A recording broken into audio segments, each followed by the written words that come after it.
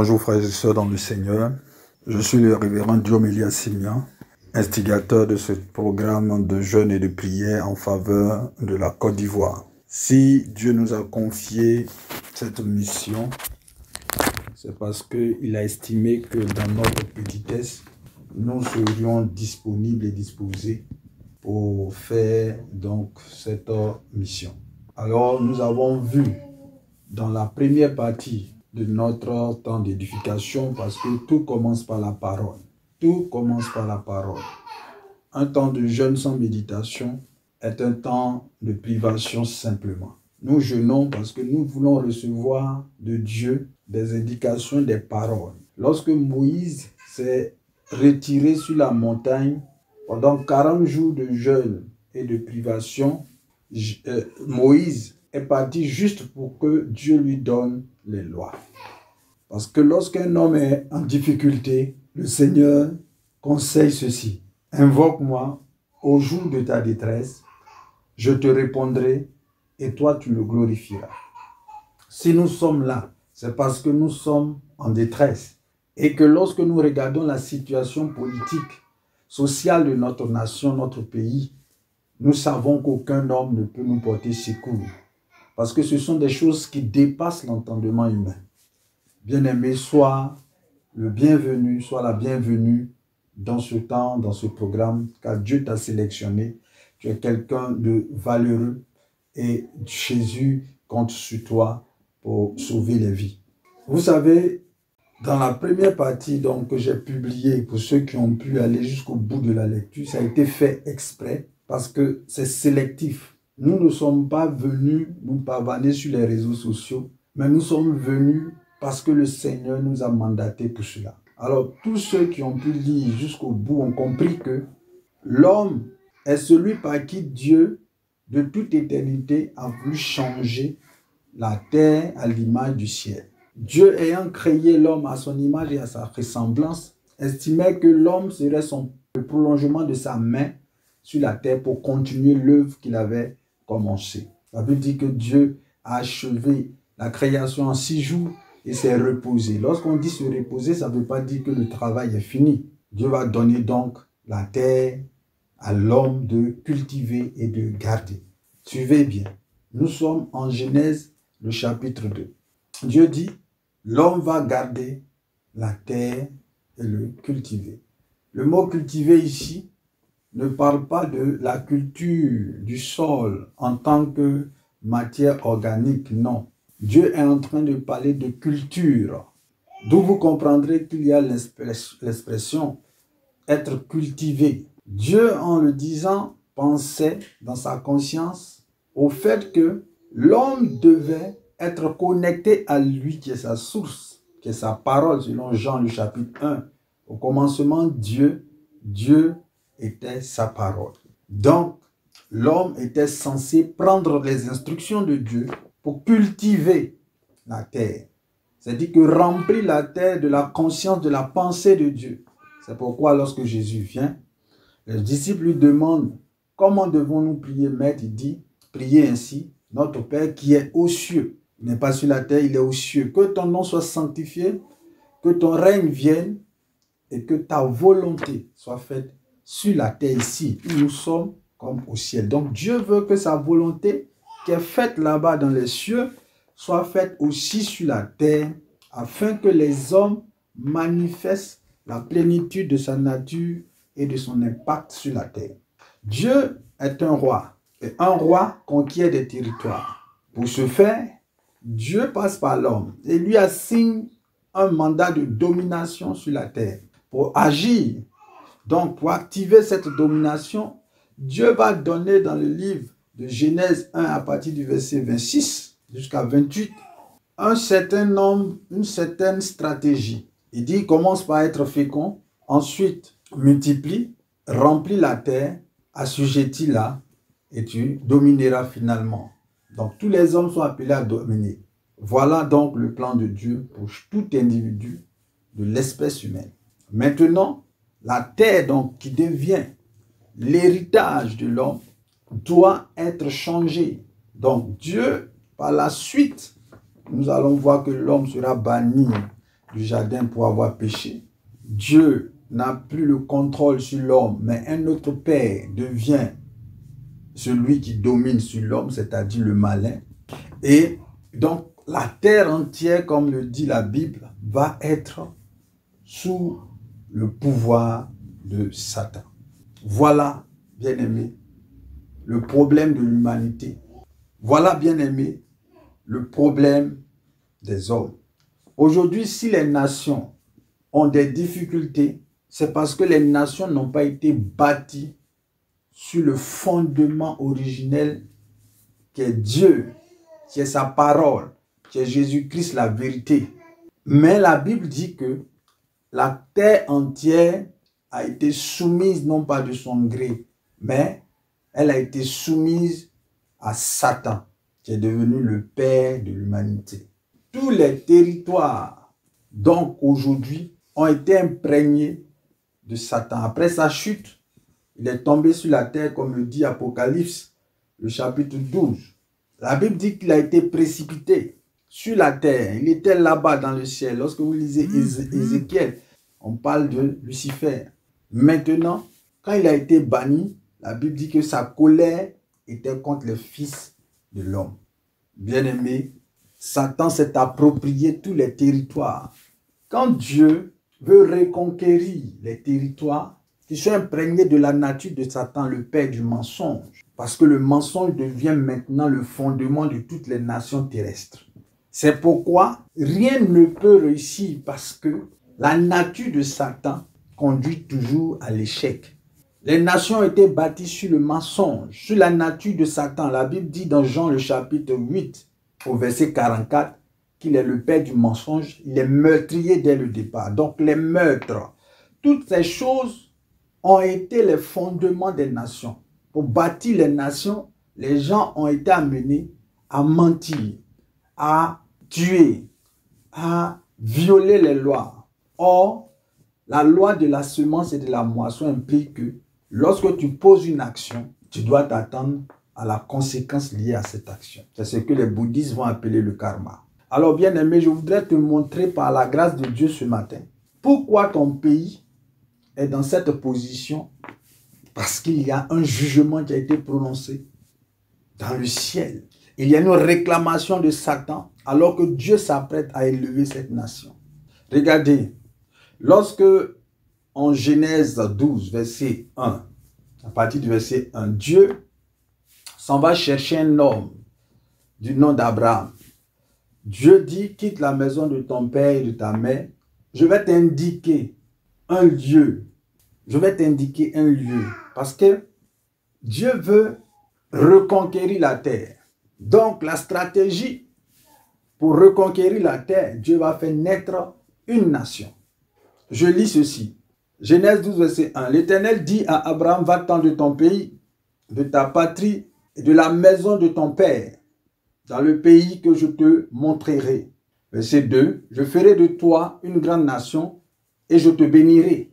Je rendrai ton nom grand et tu seras une source de bénédiction. Voilà. La stratégie de Dieu pour reconquérir les nations, c'est de choisir un homme avec lequel il va bâtir un peuple. Car Jésus disait à la Samaritaine au bord du puits, le salut de la terre vient des Juifs. Donc Dieu va choisir un homme d'alliance. Vous allez voir que ceux qui ont bâti les nations, c'est une seule personne. Mais une seule personne qui va fonder une famille. Et ses fils vont étendre cette famille en tribus. Et après la tribu va former un peuple. Et ce peuple-là va former une nation. Et cette nation va aller conquérir d'autres nations pour s'élargir. Voilà la stratégie de Dieu. Pour répandre sa conscience sur la terre, il choisit un peuple et il choisit Abraham. Dieu choisit Abraham qui va lui donner donc 12 tribus. 12 tribus qui vont former le peuple d'Israël. Et c'est par Israël que le sauveur du monde va venir sur la terre.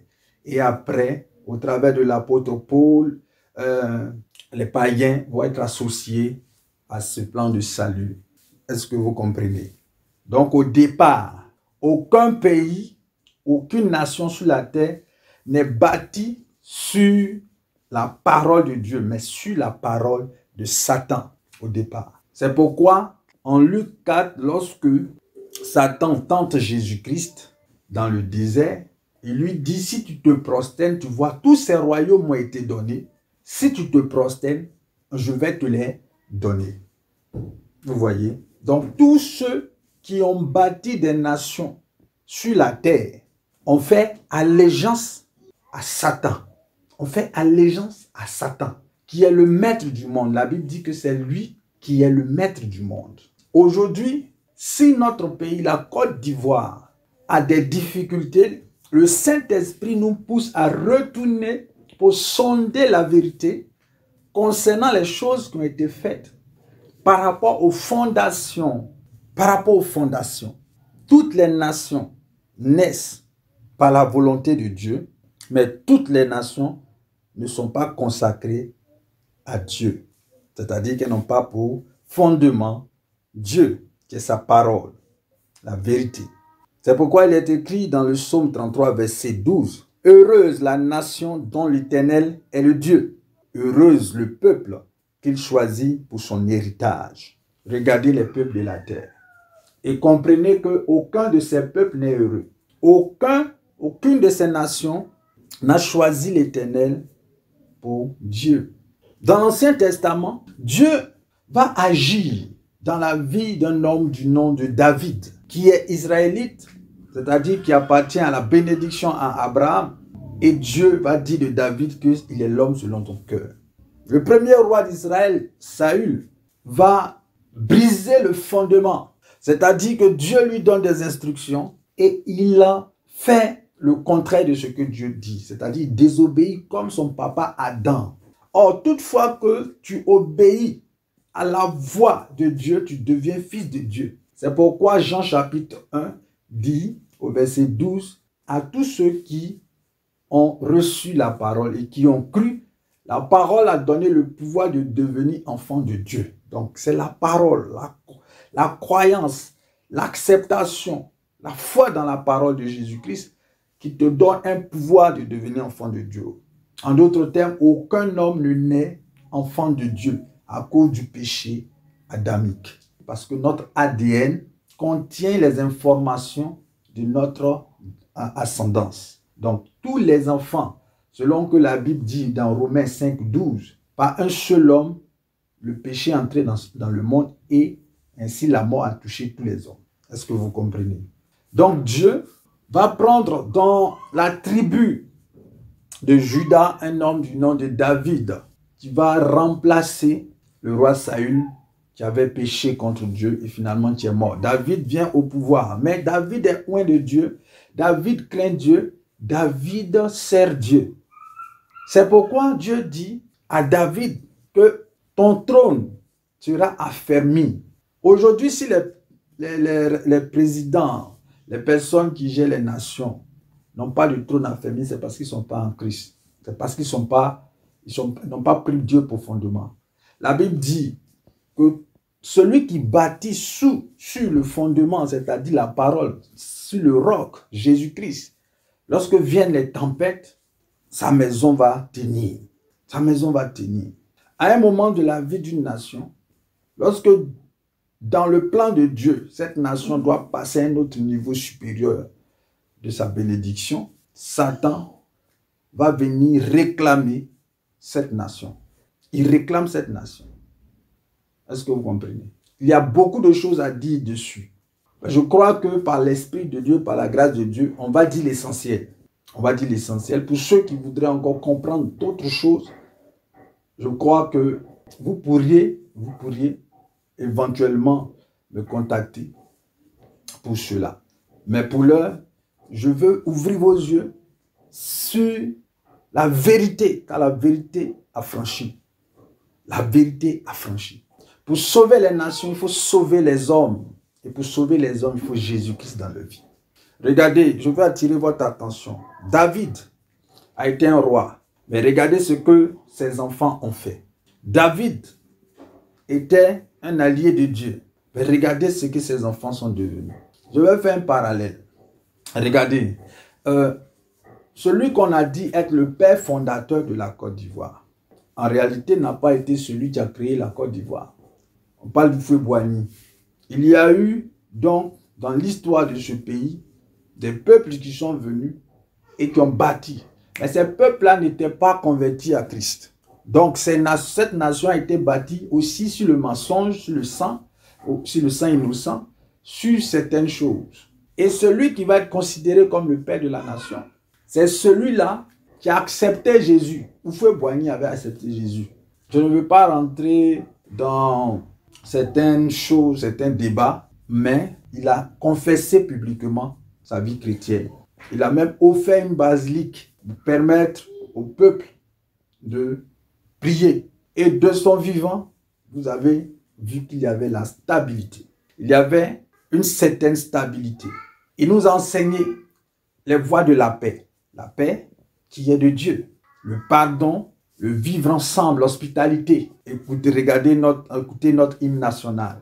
Notre hymne national a été écrit par des religieux. Notre hymne national a été écrit par les religieux. Ça veut dire qu'au départ, les choses étaient bonnes. Mais la Bible dit, la fin d'une chose vaut mieux que son commencement.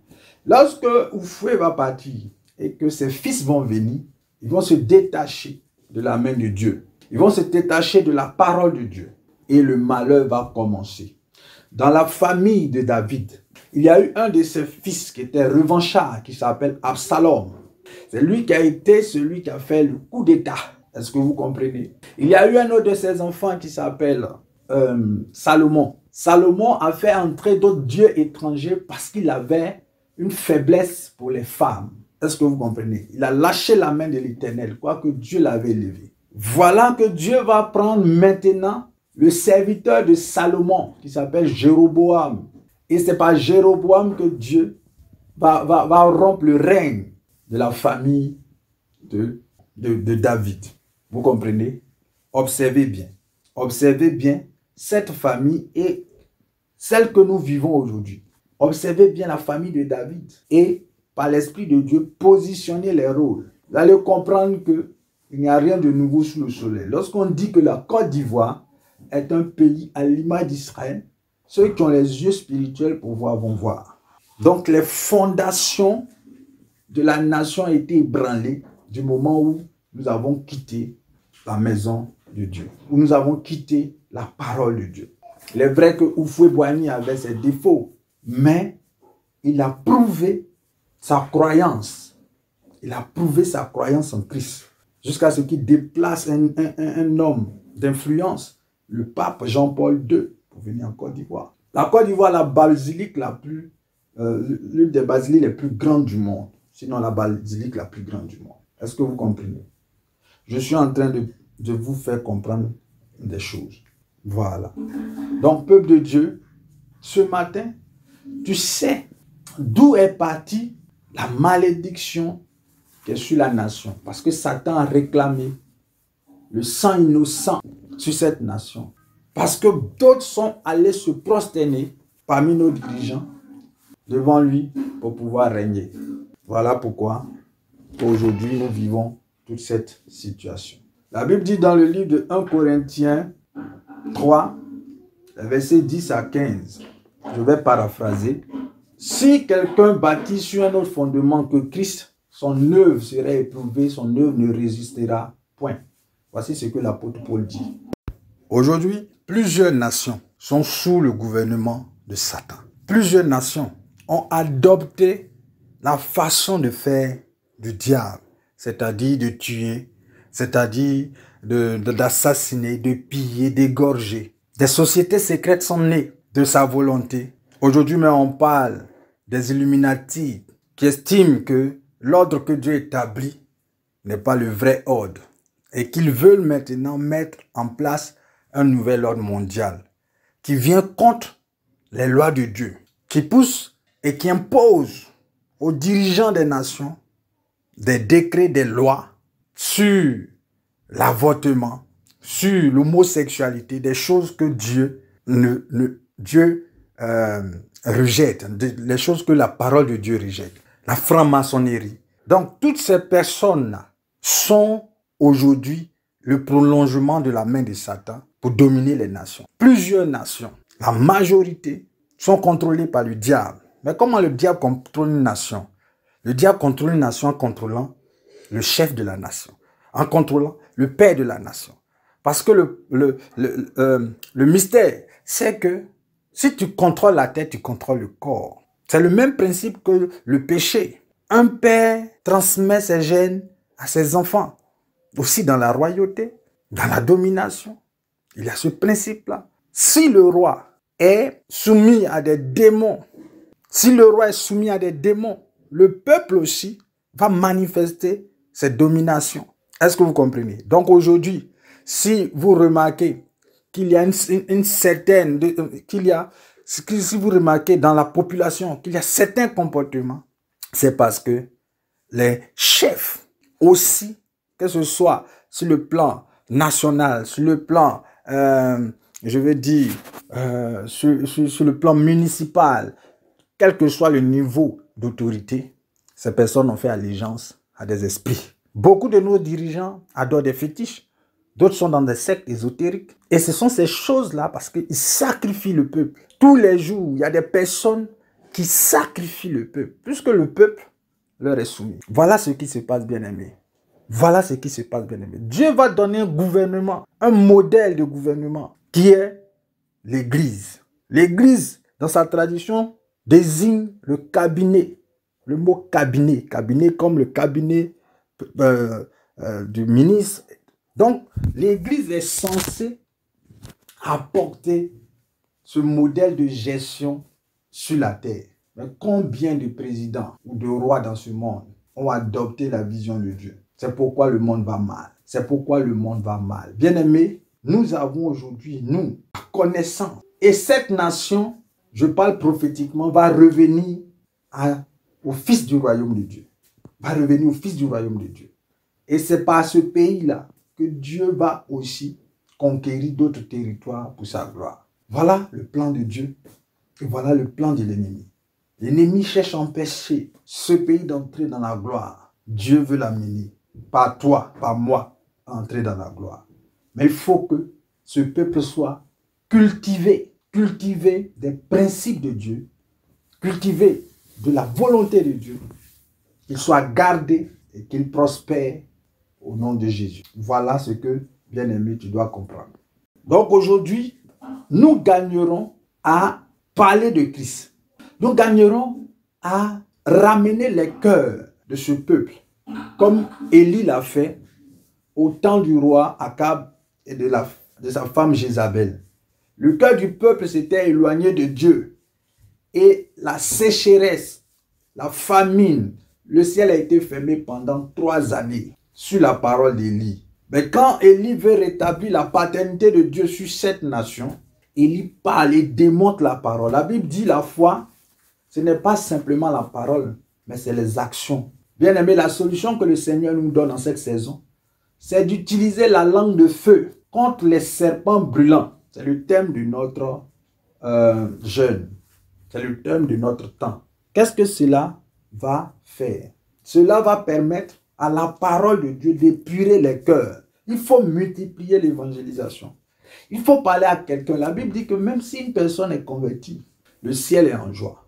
Les serpents brûlants dont je parle, ce sont les manipulations occultes qui poussent les personnes à colporter des rumeurs qui sont des mensonges.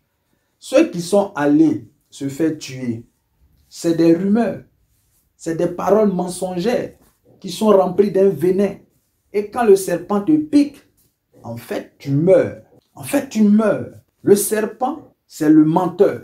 Le serpent, c'est le tentateur. Mais le diable, selon Apocalypse 12, a d'autres facettes. Le dragon rouge, c'est l'esprit qui convoit la peur. Donc vous voyez dans la nation, les gens sont troublés. Les gens, au lieu de fixer leur attention sur ce que Dieu dit, fixent leur attention sur ce que France 24 dit, sur ce que Chris Yapi dit, sur ce que Sorodium dit, sur ce que Ahmed Bakayoko dit, sur ce que celui-là dit, celui-là dit. Mais finalement, ce venin-là va venir constituer en vous une forme de confusion et vous ne pourrez pas entendre la voix de Dieu. C'est pourquoi, lorsque nous lisons 1 Pierre 1, la Bible dit que Celui qui demeure dans la parole vivante et permanente, cette parole a le pouvoir de régénérer ses cellules. Est-ce que vous comprenez? De te purifier. Si aujourd'hui nous avons une certaine assurance dans ce temps si trouble, c'est parce que la parole de Christ nous a franchis.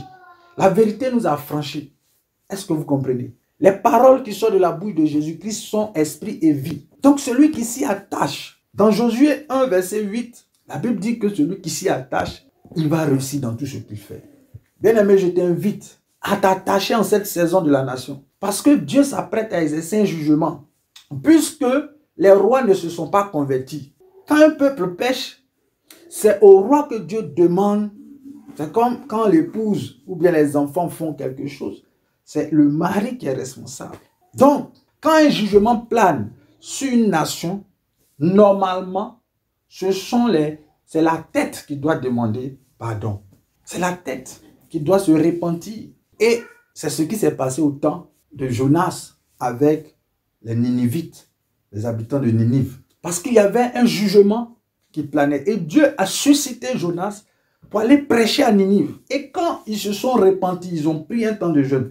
La Bible dit que les personnes et les animaux même ont jeûné. Le roi a jeûné et le châtiment a été abandonné. Si la Côte d'Ivoire entre dans cette dimension de repentance, c'est pourquoi dans notre temps, vous verrez que demain, au deuxième jour, nous allons faire repentance. Je vais expliquer ce que c'est que la vraie repentance. Parce qu'il ne s'agit pas de dire à quelqu'un pardon pour que la faute soit épurée dans son cœur. Il faut poser des actions pour le convaincre que effectivement tu regrettes ton acte. Bien aimé, voilà ce que je peux te dire concernant la vérité. Concernant la vérité. Donc Dieu nous a outillés de son esprit qui nous donne des langues de feu. Ne regardez pas les langues de feu comme ce que la Bible décrit qui est venu sur la tête. Les langues de feu, c'est que Dieu nous donne une parole, la vérité, qui est du feu, contre les ténèbres, comme le menteur. Alors, ce que tu vas déclarer pendant ce temps-là est imprégné de la puissance de Dieu. Le combat de David contre Goliath était un combat d'influence de la parole. Goliath parle, David parle. Goliath parle, David parle. Jésus parle, le serpent parle. Jésus parle, le serpent parle. Mais parce que Jésus avait la vérité, le serpent a été vaincu. Parce que David avait la vérité, c'est-à-dire la parole, c'est-à-dire Dieu, Goliath a été vaincu. Et c'est cette parole que nous allons déclarer. Nous allons déclarer pendant ces jours-là. C'est cette parole que nous allons déclarer pour que l'Esprit de Dieu se saisisse de la nation et pousse le grand nombre à la repentance. Parce que Dieu veut sauver les vies. La réclamation est sur la Côte d'Ivoire. Et nous prions que nos dirigeants soient suffisamment sincères, soient suffisamment sages, humbles, pour pouvoir se repentir. Mais si cela n'arrivait pas, nous avons mandat d'annoncer la vérité au corps du Christ, d'annoncer la vérité au peuple qui est en Côte d'Ivoire, pour que chacun puisse se repentir et revenir à Christ pour faire la fondation. C'est pourquoi j'ai parlé d'abord, dans la première partie que j'ai publiée ce matin, j'ai parlé de rebâtir les fondations de l'homme.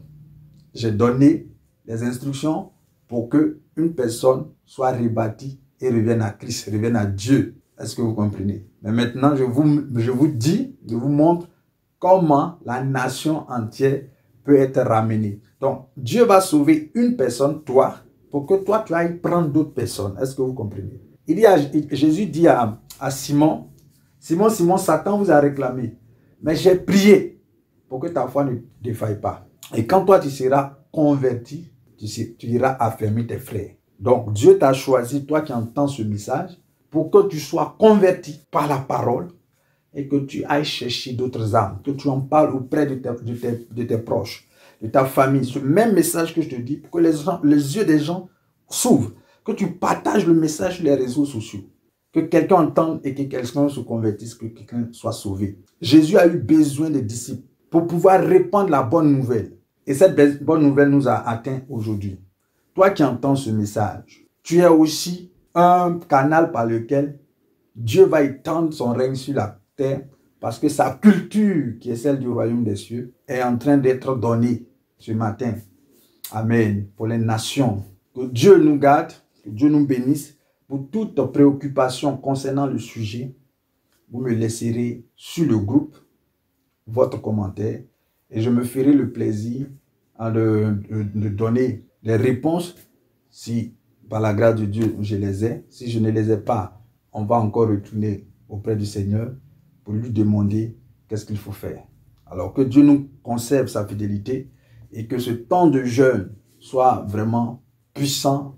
À 18h précise, à 18h30, on va dire à 18h30, chacun de nous va se retirer de là où il est pour prier pour la Côte d'Ivoire par rapport à ce sujet, pour confier le cœur des Ivoiriens, pour confier le cœur de nos dirigeants, pour confier l'atmosphère spirituelle à la grâce de Dieu, pour que le Seigneur qui est esprit maintenant répande son esprit et qu'il y ait un vent de conversion dans la nation ivoirienne, qu'il y ait un vent de restauration dans la nation ivoirienne, que les territoires qui ont été imprégnés, que chaque ville qui a été bâtie sur le mensonge soit libérée du pouvoir de l'ennemi à cause de la parole qui est déclarée. Comme le 4e jour, c'est-à-dire le dernier jour, on va vraiment s'atteler à détruire tout ce qui a été fait par la parole qui est la langue de feu au nom de Jésus. Voilà, c'était Guillaume Elie Assemia, serviteur et prophète de Dieu. Au nom de Jésus, j'ai parlé. Amen.